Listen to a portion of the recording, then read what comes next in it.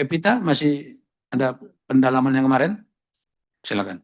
Terima kasih Bapak Pimpinan. Saya rasa kemarin itu saya mengangkat 4 isu dan isu itu saya lihat di paparan Bu Menteri sudah terjawab. Walaupun ke depan tentunya saya ingin lebih mengetahui langkah konkret apa yang akan dilakukan oleh kementerian. Isu pertama saya angkat kemarin ini mengenai tata ruang. Sudah ada, saya lihat di presentasi Bu Menteri di halaman-halaman terakhir, itu sedang proses. Ada ininya tandanya Bu ya, sedang proses, sedang proses. Kemudian isu kedua yang saya angkat isu mengenai sampah. Dan rupanya isu ini tidak menjadi concern saya saja, juga sampah di destinasi pariwisata ini menjadi concern Bapak Presiden yang disampaikan pada rapat koordinasi di Sentul kemarin ini. Yang ketiga itu isu keselamatan, keamanan, keberlanjutan dari pariwisata kita. Ibu sudah angkat di jawaban, namun demikian juga sama saya masih ingin mengetahui nanti langkah konkret apa yang akan dilakukan oleh kementerian. Yang keempat saya angkat kemarin ini isu mengenai pariwisata, langkah-langkahnya apa nih dengan destinasi-destinasi wisata yang terdampak. Saya lihat di jawaban Ibu hari ini di presentasi sudah ditambahkan Bu. Ya kan, namun demikian untuk informasi saja kami dari Komisi 7 nanti tanggal 11 akan melakukan kunjungan kerja ke Sumbar. Di situ kita undang kepala dinas dan lain-lain, kementerian tentu kami undang juga. Nanti kita ke daerah-daerah yang lain bencana, kita ingin mengklopkan data kebutuhan mereka. Apa yang mereka butuhkan, yang mana yang terdampak, apakah sama dengan data yang tadi dipaparkan kepada kita gitu loh. Supaya kerja lapangannya itu lebih jelas, base daripada actual yang yang dibutuhkan oleh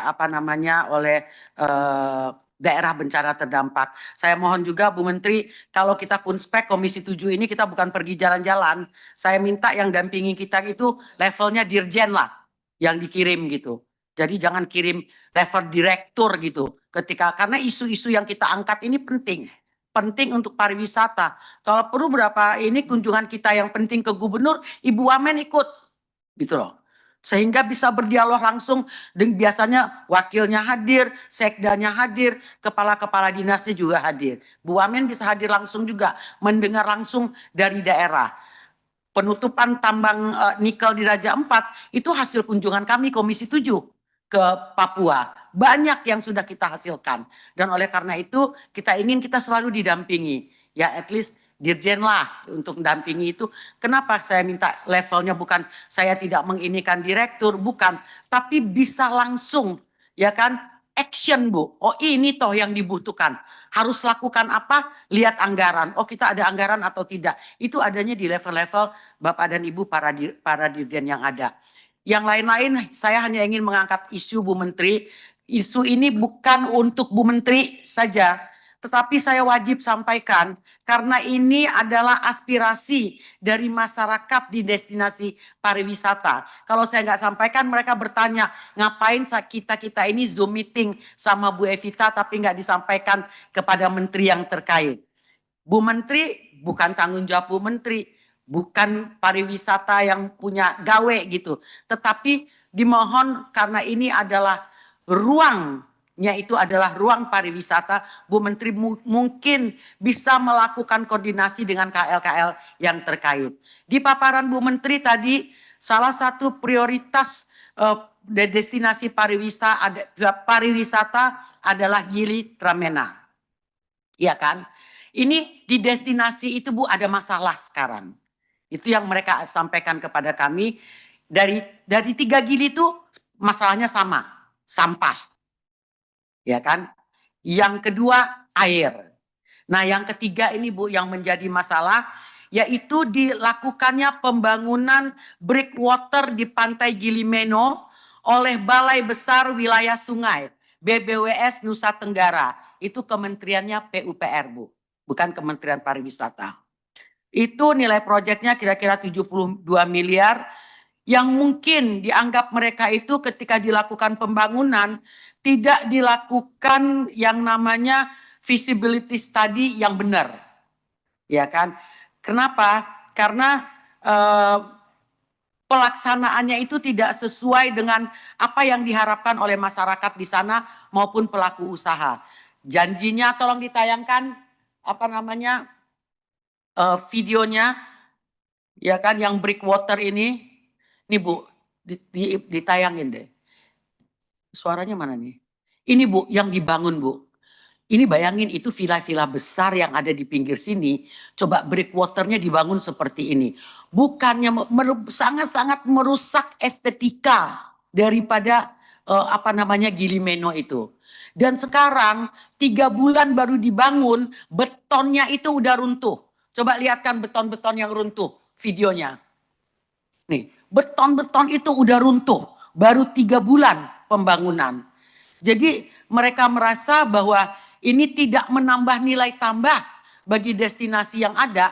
Ini merusak, benar-benar merusak karang yang ada di situ Bu Menteri. Nah tolong dalam hal ini Bu Menteri bisa melakukan koordinasi dengan apakah itu Pemda, apakah itu kementerian dan lembaga lain yang terkait. Gili Meno baru dibangun tuh. Breakwaternya tuh baru dibangun. Nah 3 bulan pembangunan, beton-betonnya udah rontok begitu. Merusak karang yang ada gitu. Ya kan? Perjanjian mereka, breakwater itu dibangun di bawah air. Tidak di atas permukaan air. Tidak akan merubah, mengganggu estetika daripada pantainya. Tapi lihat yang terjadi tadi di video pertama, itu benar-benar yang pertama tadi, itu dibangunnya di atas air. Tuh.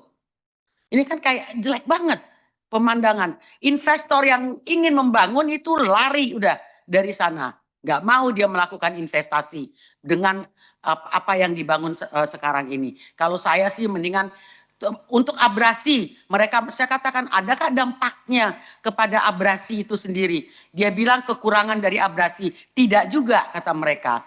Nah ini kan berarti kalau perlu dibongkar ya dibongkar sajalah. Kalau ini memang mengganggu pengembangan daripada pariwisata.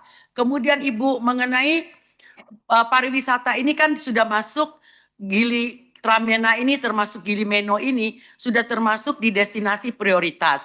Namun demikian status dari kawasan ini belum jelas Bu Menteri. Jadi status kawasan dari Gili Tramena ini masih masuk dalam kawasan hutan konservasi dari tahun 2021. Sekarang boleh dikatakan pembangunan yang ada itu pelanggaran. Kalau kita melihat kepada status daripada Gili Meno itu. Namun demikian kan pariwisata kemarin sudah masukkan ke prioritas. Begitu prioritas kan orang ngebangun. Investor itu kan selalu membidik ya Bu Menteri ya. Mereka invest 300 miliar segala macam. Sekarang ini ada surat dari Menko yang keluar 2023 itu memoratorium semua pembangunan, izin baru maupun perpanjangan daripada izin lama. Itu yang terjadi sekarang ini. Jadi daerah pariwisata Ibu, prioritas Ibu ini lagi punya masalah dan tentunya saya harapkan Kementerian Pariwisata bisa mencari solusi terhadap permasalahan yang ada. Kemudian itu pasokan airnya Ibu terputus di Gili Meno itu. Sejak tahun 2024 pasokan air bersih di Gili Meno itu terputus Bu. Akibat dari dihentikannya operasi PT BAL di Gili Meno, BAL Bu. Itu putusan dilakukan karena adanya kehendak dari PT TCN yang telah bekerja sama dengan PDAM untuk memasuki dan mengambil alih usaha pemasokan air di Gili Meno. Tapi dampak dari persaingan yang ada sekarang ini Bu, yaitu mereka akhirnya sekarang kekurangan suplai air bersih. Nah ini masalah-masalah ini saya harapkan bisa dibantu Bu Menteri untuk menyelesaikannya kepada KL-KL terkait. Masyarakat di sana saya tanya, mereka itu menolak masuknya PT TCN ke Gili Meno karena berefleksi dari pencemaran lingkungan Bu. Jadi mungkin anak buahnya Ibu nanti yang ditugasi ini bisa mencari data yang detail. Nanti juga saya akan memberikan informasi ini kepada Ibu yang saya catatan-catatan saya ketika melakukan Zoom meeting dengan mereka. Oleh karena itu Bu, terhambatnya realisasi investasi tentunya di Gilimeno ini mencapai kerugiannya itu mencapai ratusan miliar rupiah, bahkan bisa mencapai triliun. Karena minat investor, mereka tuh kan tahu ini destinasi pariwisata prioritas. Investor pasti memiliki minat untuk itu. Oleh karena itu Bu, saya berharap dicarikan solusi untuk permasalahan yang ada. Kemudian satu lagi Pak, saya Pak Sesmen ada hadir sama kita. Saya senang nih ada program di Bu Menteri itu untuk pengadaan mooring buoy. Nah, masalah yang ada di Garaja 4 itu karang-karangnya hancur karena kapal di situ waktu kita rapat dengan gubernur dan jajaran, mereka itu hancur karangnya karena tambat. Itu mereka itu kemarin cuma punya 5 ya Pak ya. Mereka hanya punya 5 dan mereka kekurangan banyak sekali. Dan saya kagetnya ketika saya tanya, Pak Gubernur memangnya harga mooring buoy itu berapa? Satu, hanya 500 juta. 700 sekarang. 700 juta. Sementara karang itu ratusan tahun untuk membangun karang. Ketika kapal itu menambat di Raja 4, itu merusak karang yang ada karena mereka tidak pakai mooring buoy. Jadi kalau saya rasa mungkin juga ditambah cukup banyak, mungkin kita bisa minta bantuan dari BUMN Bu Menteri untuk penambahan daripada mooring buoy ini. Kemudian Bu Menteri Starlink. Diwajibkan di Raja 4 itu boat semua punya Starlink. Bapak Sesmen kan tahu, kita keluar sedikit maju ke tengah laut itu HP kita mati semua. Di speedboat yang besar, di kapal-kapal sudah ada Starlink. Tapi ketika speedboatnya yang kecil, itu kita benar-benar putus komunikasi. Sementara kita mau ke Pulau Kayak, itu perjalanan naik boat itu 3 jam, 4 jam, 6 jam. Bayangkan kita nggak punya komunikasi untuk keselamatan pariwisata. Diwajibkan Bu Menteri dari nanti sistem tata kelola dari keselamatan keamanan ini diwajibkan setiap boat yang melakukan perjalanan ke Pulau Kayak yang jauh-jauh wajib memiliki Starlink Bu Menteri. Saya rasa itu saja yang bisa saya sampaikan. Terima kasih. Baik. Terima kasih Bapak Ibu Saudara pimpinan dan anggota Komisi 7.